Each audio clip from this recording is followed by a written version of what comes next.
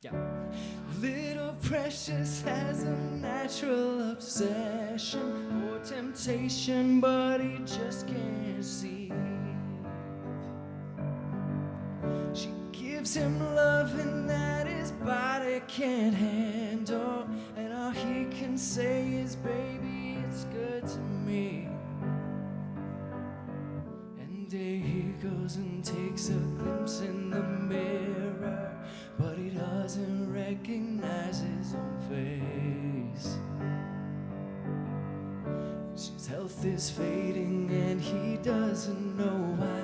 3 letters took him to his final resting place. Don't go chasing waterfalls, please stick to the rivers and the lakes that you're used to. I know that you're gonna have it your way or nothing at all, but I think you're moving too fast. Nice. I seen a rainbow yesterday, but too many storms have come and can't leave in a trace of not one God-given ray.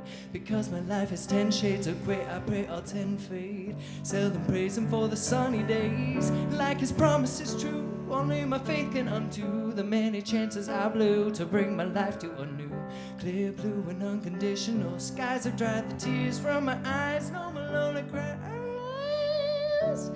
My only bleeding hope is for the folk who can't cope with such an enduring pain that it keeps them in the pouring rain.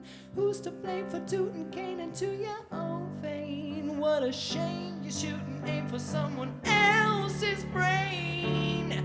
You claim the insane and name the day and time. You fall and pray to crime. I say the system got you victim to your own mind.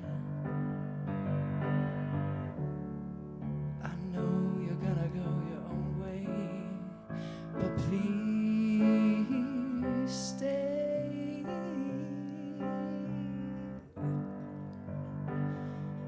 Oh, don't go chasing them waterfalls, no.